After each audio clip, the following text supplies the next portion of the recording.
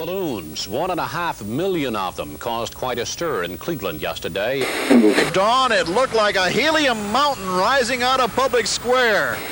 Record that nearly escaped them when a storm late last night caused the release of several thousand balloons. Helicopters said they felt like they were flying through an asteroid field as the balloons rained down. Em setembro de 1986, os moradores da cidade de Cleveland, nos Estados Unidos, se reuniram para tentar encher o maior número de balões que conseguissem. Isso porque eles queriam bater um recorde mundial que antes pertencia à Disneylândia. Mas o que ninguém poderia imaginar é que essa brincadeira aparentemente inofensiva iria acabar em tragédia. Hoje, no Abismo do Medo, nós iremos acompanhar um caso bizarro que mais parece ter sido um surto coletivo, já que o lançamento de quase 1,5 milhão de balões no céu supostamente resultaria no falecimento de 2 pessoas.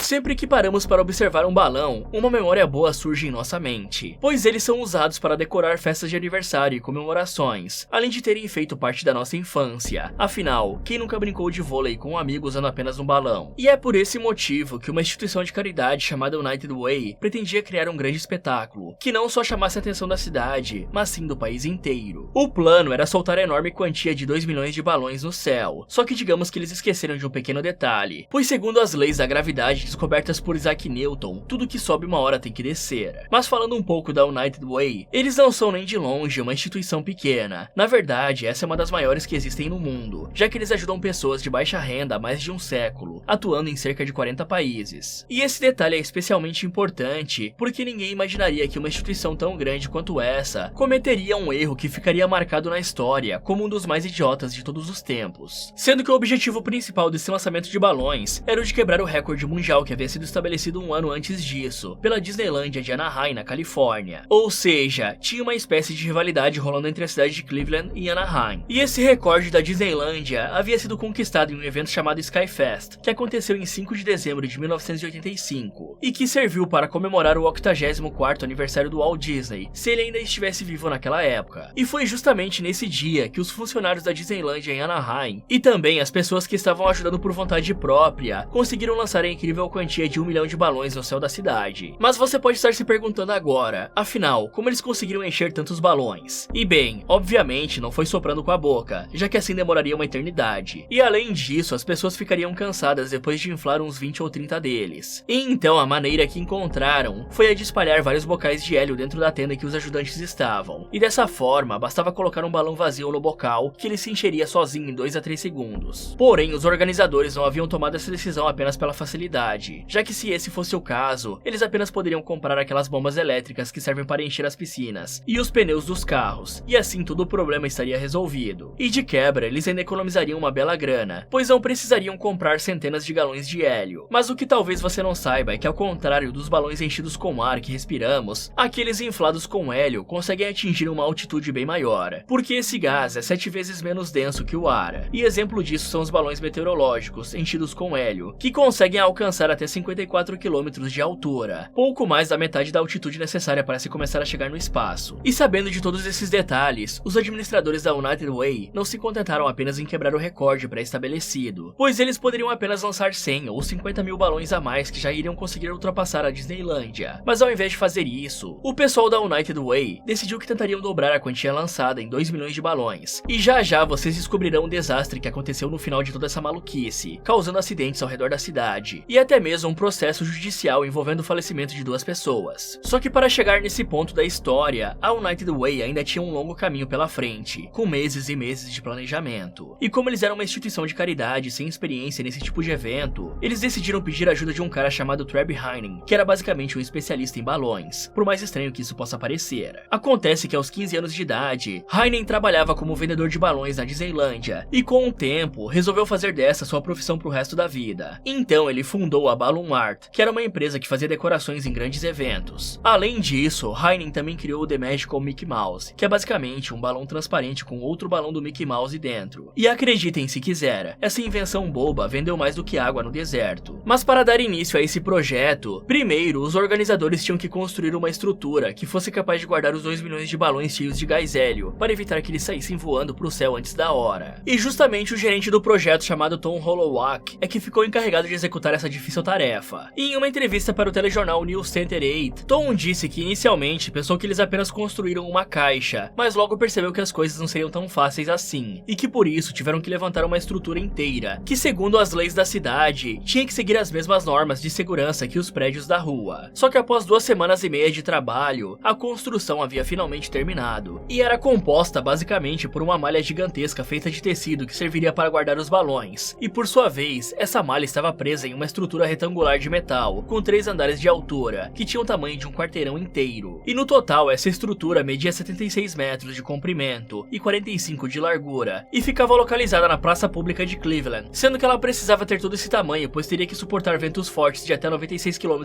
por hora. Mas o curioso é que a mesma empresa que produziu a rede de malha que seguraria os balões, também havia feito outras redes para prender as cargas de um ônibus espacial. E esse detalhe dava ainda mais credibilidade para o Balloon Fest, pois eles não contrataram qualquer empresa para ajudá-los, e sim uma que já trabalhou como agência espacial. Porém, a essa altura do projeto, ainda faltava o mais importante de tudo, que era encher os 2 milhões de balões. E para completar essa tarefa, a United Way trouxe 2.500 estudantes voluntários, que estavam tentando encher o máximo que podiam usando os bocais de gás hélio. Alguns, inclusive, até estavam com curativos nos dedos para não ficarem com bolhas, já que o mais difícil não era encher os balões, e sim amarrar cada um deles. E o sistema funcionava da seguinte forma: primeiramente, os balões ainda vazios eram colocados em baldes, para serem pegos pelos estudantes, que depois disso enchiam e soltavam eles naquela grande malha de tecido, que estava bem em cima de suas cabeças. E além dos adolescentes que estudavam em escolas próximas, também tinham algumas crianças ajudando no evento, só que elas não estavam enchendo os balões, e sim arrecadando dinheiro para as ações de caridade da United Way. Mas no total, todo o evento custou a bagatela de $500 mil.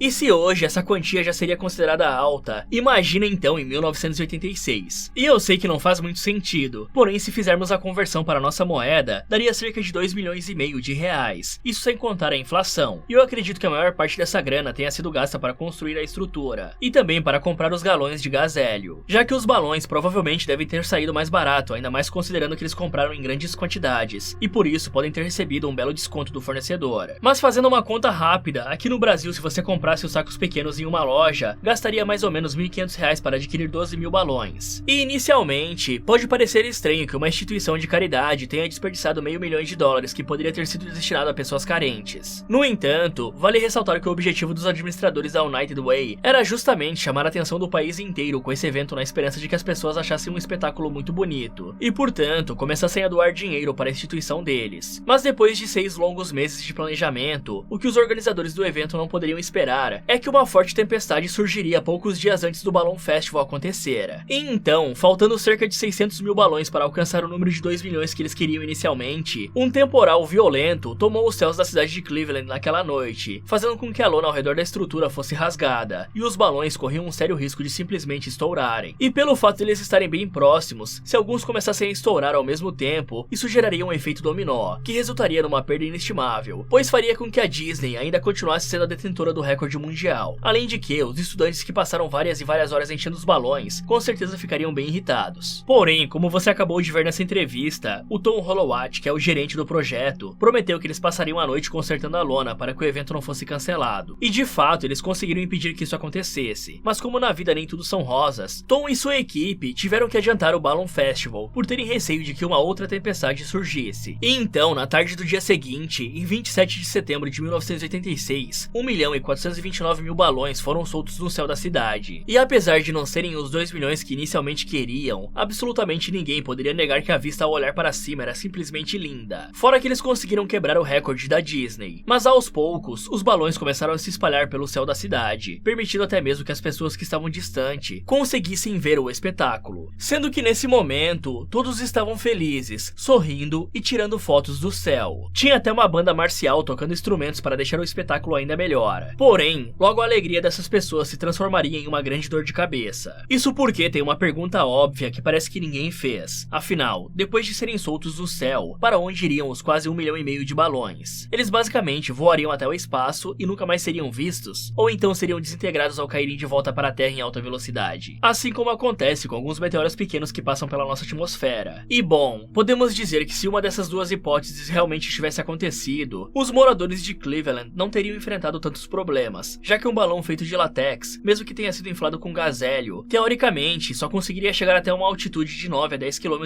antes de explodir. E era justamente isso que os organizadores do evento estavam esperando que aconteceria. Eles até mesmo tinham mandado fabricar os balões com material biodegradável, para não poluir as florestas, os rios ou as praias da cidade. Só que assim como aconteceu na noite anterior, no dia do lançamento, outra frente fria chegou em Cleveland, fazendo com que os fortes ventos soprassem os balões de volta para o chão. E por isso, ao invés deles estourarem ao atingir a altitude máxima, simplesmente eles ficaram jogados nas ruas e também na água do rio Erie. Mas como se isso já não fosse ruim o bastante, os balões também caíram na estrada, atrapalhando assim o campo de visão dos motoristas e causando diversos acidentes de trânsito, que felizmente até onde se sabe, não resultaram em nenhuma baixa. Além disso, uma grande quantidade de balões também foram parar nas pistas de pouso do aeroporto Burke Lakefront, que precisou ser fechado temporariamente, o que acabou causando atrasos em vários voos. E a essa altura você pode imaginar que haviam muitas pessoas irritadas com a United Way. Ou seja, ao invés de arrecadar novos doadores para ajudar os necessitados, eles fizeram justamente o contrário e afastaram várias pessoas que poderiam contribuir para a causa. Isso porque as pessoas estavam pensando da seguinte forma: se uma empresa não consegue nem fazer um evento sem causar um desastre na cidade inteira, então como eles serão capazes de administrar o dinheiro que eu estou doando? E entre todas as pessoas que foram prejudicadas por esse evento, talvez a que sofreu a maior perda financeira foi uma mulher chamada Louise Nowakowski, que tinha uma fazenda no condado de Medina. E assim que os balões chegaram até lá, um dos cavalos que estava em um curral saiu correndo em desespero e bateu de forma violenta em uma cerca, ficando permanentemente lesionado. Mas o detalhe é que esse cavalo não é como aqueles que nós encontramos de vez em quando na rua, e sim uma da raça Arabian, que pode valer entre 5 a 100 mil dólares, pois esses animais são criados justamente para participar de competições, e por isso, dependendo das qualidades físicas, eles podem ser vendidos por preços absurdos em leilões. E então, para tentar recuperar o prejuízo que sofreu, Louise entrou com uma ação judicial contra a United Way, pedindo 100 mil dólares. E apesar de ambas as partes terem chegado a um acordo, a quantia que Louise ganhou nunca foi divulgada. Porém, o fato de um cavalo ter se machucado nem se compara com o que vem a seguir. Isso porque, um dia antes do evento acontecer, em 26 de setembro, os pescadores Raymond Broderick e Bernard Souza entraram em seu barco e foram navegar pelo rio Erie, o mesmo que eu havia mencionado anteriormente. E apesar de não saberem exatamente o que aconteceu com esses dois, tanto Raymond quanto Bernard não retornaram mais para suas casas, e por isso a família deles alertaram as autoridades. E quando os socorristas da guarda costeira foram procurar no rio, a única coisa que encontraram foi o barco dos pescadores, e portanto, começaram a trabalhar com a possibilidade de que a pequena embarcação tenha virado por conta daquela tempestade, e que os pescadores estariam vivos, pois tinham nadado até outro local. Mas sem perder tempo, a guarda costeira iniciou uma busca pelos pescadores. O grande problema é que o rio estava simplesmente cheio de balões, e por conta disso, os socorristas não seriam capazes de identificar o Raymond ou o Bernard se eles estivessem boiando na água esperando a ajuda chegar. E graças a essa dificuldade que os balões causaram, a guarda costeira decidiu encerrar as buscas em 29 de setembro, 3 dias depois que os pescadores haviam desaparecido. Já 2 meses após isso, os corpos de Raymond e Bernard foram encontrados nas margens do rio Erie, ou seja, eles estavam lá o tempo todo. Só não foram encontrados antes por conta dos balões. Mas apesar de não saberem ao certo se os pescadores morreram por conta do evento, Gail Broderick, que era a esposa de Raymond, entrou com uma ação judicial contra a United Way, que no final das contas teve que compensá-la financeiramente em um acordo feito fora dos tribunais. E assim como no caso da Louise, dona do cavalo, esse valor também não foi divulgado. E além da grana que tiveram que pagar nesses processos, a United Way enfrentou alguns problemas envolvendo questões ambientais, já que apesar de terem usado somente balões biodegradáveis, esses levariam até 4 anos para se decompor completamente, e por isso, durante todo esse tempo, a vida dos animais da floresta seriam prejudicadas. Afinal, se por exemplo um cervo comesse um balão, o material poderia ficar preso em seu intestino, causando o falecimento do animal. Inclusive, muitos desses balões foram parar até mesmo nas praias do Canadá, que ficam a aproximadamente 538 quilômetros de distância de Cleveland. Fora que a United Way também recebeu críticas por terem desperdiçado uma enorme quantidade de gás hélio, que é difícil de conseguir, e que seria bem mais aproveitado se fosse utilizado em processos científicos e industriais. Por fim, o lançamento de vários balões ao mesmo tempo se tornou proibido em alguns estados americanos, e também no Reino Unido e na Austrália. Já os responsáveis pelo Guinness Book, o livro dos recordes, decidiram que não irão mais aceitar esse tipo de recorde envolvendo milhares de balões, para assim evitar que o meio ambiente seja prejudicado. E o que inicialmente era para ser um dos maiores eventos beneficentes da história, que iria ajudar muitas famílias carentes, acabou se tornando um fiasco completo, que atrapalhou a vida de várias pessoas, e só trouxe prejuízos para a instituição de caridade United Way.